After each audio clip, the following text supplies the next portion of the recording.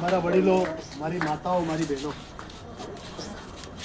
આજે અમે તમારી સમક્ષ જે હાજર થયા છે, અમે કંઈક કહેવા માટે નથી, કંઈક સાંભળવા માટે આવ્યા. હું તમારાથી પૂછવા માંગુ છું કે ભાજપ સરકાર અત્યારે તો આખા દેશમાં છે, પણ ગુજરાતમાં સતત 30 થી 35 વર્ષ થઈ ગયા. તમે ખુશ છો? આજની પરિસ્થિતિ શું છે? તમે પોતે જ તમારા હૃદય ઉપર હાથ મૂકીને કહો, તમે ખુશ છો? જ્યારે દેશ આઝાદ થયું, હા કે નાનો જવાબ આપજો.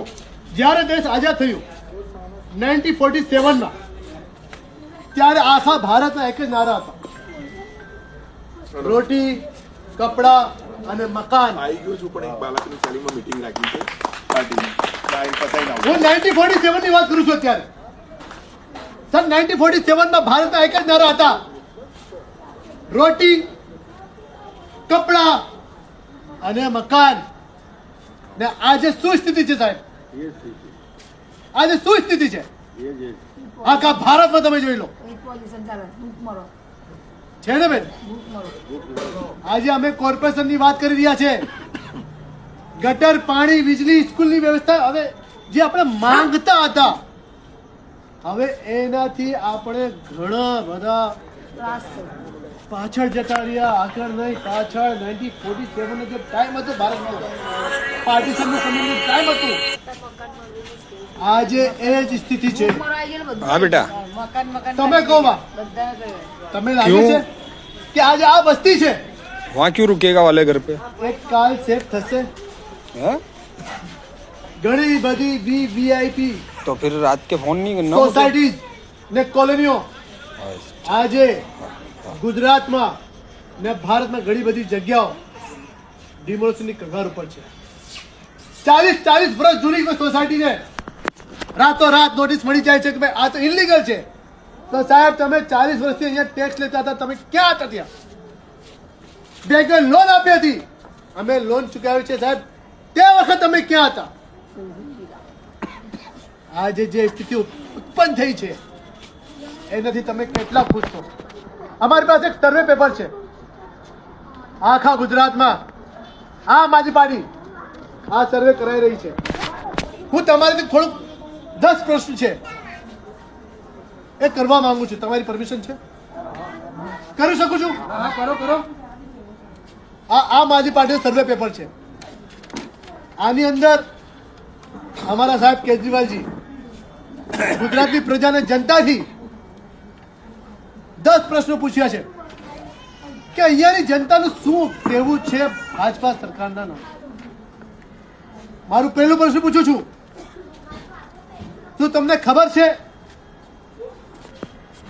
તમારા શહેરમાં ભાજપ કેટલા વર્ષોથી સત્તામાં છે? તમે આન્સર આપજો. હું તમને ઓપ્શન આપું છું.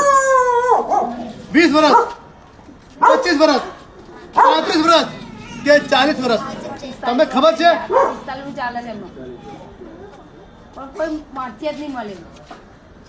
ભાજપ સરકારને ગુજરાતમાં 35 વર્ષ થઈ ગયા સાહેબ.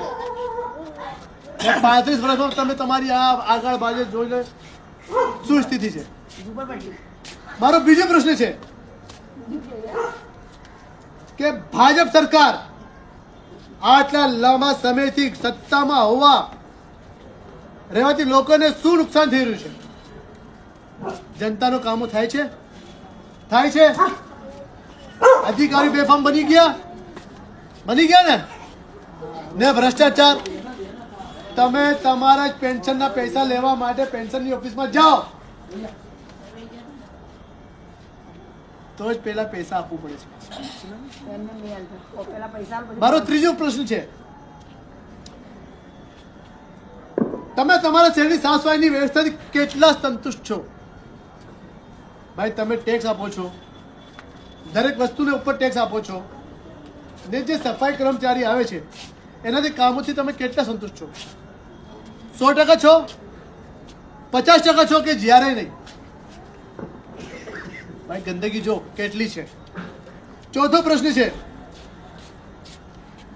શું તમને લાગે છે ભાજપની જગ્યાએ કોઈ બીજી પાર્ટી વધુ સારી રીતે સાફસફાઈ કામ કરાવી શકે છે? તે કઈ હોઈ શકે? કોંગ્રેસ કે આમ આદમી પાર્ટી?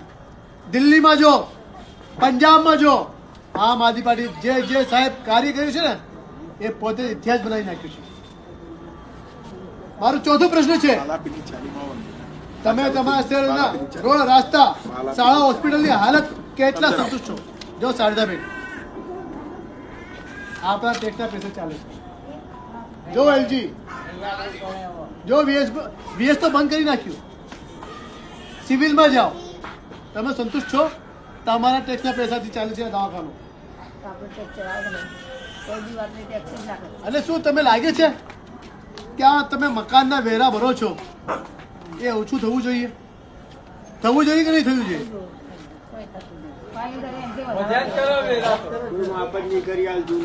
બરાબર ને? અને જો આ ચૂંટણી અગર ભાજપ પાછી જીતી, ચાહે કોર્પોરેશનની હોય કે વિધાનસભાની હોય, તો એક વાત યાદ રાખજો, એક મુસીબત લટકી રહી છે આપણી બધાની ઉપર, સ્માર્ટ મીટર. સ્માર્ટ મીટર જે આ વખત સત્તામાં પાછી ગુજરાતમાં ભાજપા સરકાર આવી તો તમારા ઘર ઘર લાગશે સ્માર્ટ મીટર. તમે ઈચ્છુક છો સ્માર્ટ મીટર લગાવવા માટે? જોઈએ છે સ્માર્ટ મીટર તમારે? આ વખત મત બદલજો. તકલીફ પડી જાય. આખા શહેરમાં દારૂ, ડ્રગ્સ, સટ્ટા અને કાલા બજારી કેટલી વધી ગઈ છે, એ બંધ થવું જોઈએ કે નહીં? એક પાણી નહીં આવ્યું, 20,000 ભર્યા તો પાણી નહીં આવ્યું. સરકાર કે લાખી શું 20,000 ભર્યા 12 મહિના થયા, 2 વર્ષ આ થયા. ભ્રષ્ટાચાર છે ને? હા, છે બધા. છે ને? ટેક્સ બી બધું તૈયાર ભર્યું તોય નથી આવ્યું. 20,000 નોટો મેકી મેં. જોજો ભાઈ, બેન 20,000 રૂપિયા ભરી છે અને પેલા શું કે 20,000 ભર્યા તોય હજી પાણી એન્ટ્રી નહીં પાડી. શું કે આવી જશે કે? અચ્છા, તમે મને એક વાતનો લાસ્ટ ક્વેશ્ચનનો આન્સર આપજો કે ભાજપની જગ્યાએ કોઈ બીજી પાર્ટી હોય જે બધું કામ સારી રીતે કરી શકે તો તમે શું લાગે છે, આમ આદમી પાર્ટી કે કોંગ્રેસ? કારણ કે આમ આદમી પાર્ટી દિલ્હીમાં ફ્રી વીજળી આપી, સારી શિક્ષા આપી, મોહલ્લા ક્લિનિક આપ્યું, વૃદ્ધ પેન્શન આપી. એ બધું કાર્ય કોણ કરી શકે છે? મોંઘવારી ઘટાડી, ભ્રષ્ટાચારને ખતમ કર્યું. એ માત્ર આખા દેશમાં એક જ પાર્ટી છે, આમ આદમી પાર્ટી. 2 દિવસ પહેલા પંજાબમાં નાની ચૂંટણી હતી સાહેબ, 1400 સીટ ઉપર, એની અંદર 900 સીટ ઉપર આમ આદમી પાર્ટી બીજેપી પાર્ટી. આજે મહારાષ્ટ્રમાં ચુનાવ હતું, તમને ખબર છે? MCD નું ઘણી બધી જગ્યા છે. આજે મહારાષ્ટ્રમાં 31 સીટ ઉપર આમ આદમી પાર્ટી વિનિંગ થઈ છે. આજની વાત છે. 31 સીટો પર મહારાષ્ટ્રમાં પણ અમારું ખાતું ખુલી ગયું. ને આ વખત જો આપણું બધાનો સાથ મળશે ને સાહેબ તો પરિવર્તન તો થશે ને 100%. નવી દુનિયા બનાવવાની. આ નવી દુનિયા બનાવવાની. ને કરવું પડશે. 8મી જૂને આપણે આટલા વર્ષોથી ભાજપાને વોટ આપી રહ્યા છે, શું મળ્યું બતાવો તમે? હિન્દુ મુસ્લિમ કરીને મુસ્લિમોના નામ લઈને હિન્દુઓને દબાયો. શું આપી દીધું તમે? ખાવડેલા ઘઉં વધારે ખવડાવે છે. શું આપી દીધા તમે? છેલ્લે જતા ના જતા કામનું વસ્તુ ખવડાવી દીધું. એ છે. ને હવે હું લોના આલી કે તમને નરેન્દ્ર મોદી લોના આલે છે, એ બધા પૈસા આપના ટેક્સ ચડાવી રાની દીધા. એક વસ્તુ સમજો સાહેબ, શું કહેવાનું પછી? નાના ઉદ્યોગો માટે ગવર્મેન્ટ 10,000, 20,000 ને 50,000 ની લોન આપે છે. કોને આપે છે? શાક વાળાને આપે છે, શાકભાજી વાળાને આપે છે, ડુંગળી વાળાને આપે છે, બરાબર? લારીઓ પર જાણે એમને એ ક્યારે આપે? જ્યારે ચૂંટણી આવવાની હોય ને ત્યારે નાના માણસોને લારીઓ પર જઈને ભાઈ 10,000 લોન આપે છે. ને ચૂંટણી પછી શું કરે છે? એની લારી જ ગાયબ. એની લારી જ ગાયબ. અને જે લોન લીધી એ ના ભર્યો ને તો એને ક્રેડિટ ડાઉન. સાંભળો, અરે પેલું આપણે અહીંયા અમદાવાદમાં પેલા બોમ્બ આવવાનું હતા તો ક્યાં બોમ્બની અફવા ફેલાઈ દીધી. મારી વાત સાંભળો કાળુપુરભાઈ, હું કાળુપુર પેસરે કરું. સવારે અમે માલ વેચીએ ને સવારે તો 300 રૂપિયા ભરણ લે, પછી કલાક 15 મિનિટ કલાક વેચીએ, પછી દબાણ આવે દબાણ આવે ને પછી બધાને મારશો લો બાટ લઈ જાય કાંટા લઈ જાય ને મારે એટલા જેટલા પડી બી જાય માલ બી ઢોળાઈ જાય પછી એને મારે શું કરવા ગરીબ માણસ ક્યાં જશે ક્યાં જાય ગરીબ માણસ? ક્યાં જશે શું કરે પછી આ લોકો અત્યારે ગરીબી હવે ઓછી ત્રાસ નથી તમારા કરવા કાનપુરની માંગતા અંદર. આ લોકો ગરીબોને ઓછા કરવા માંગે છે આખા દેશને અદાણીને અંબાણી વેચી એ દીધું બધા ગરીબ સરસાડી મેકવા માંગે આ છે સરકાર નથી પ્રાઇવેટ થઈ ગઈ છે પોતે જ પ્રાઇવેટ થઈ ગઈ છે પ્રાઇવેટ બધું પ્રાઇવેટ પોતે જ સરકાર પ્રાઇવેટ થઈ ગઈ છે પોતે જ અદાણી અંબાણી હાથે વીકી ગઈ છે તો બસ હું આટલું કહીને વિરામ લઉં છું તમારી જોડે કે ભાઈ આ વખતે જે આપણે વર્ષોથી ભૂલ કરી રહ્યા છે ભાજપાના નામે હવે વોટ બદલવાનો સમય આવી ગયો છે આપણી વચ્ચે એક સારું ઓપ્શન છે આમ આદમી પાર્ટીનો એમને મત આપો ને આપણા પોતાના ભવિષ્ય માટે કંઈક સારું થઈ શકે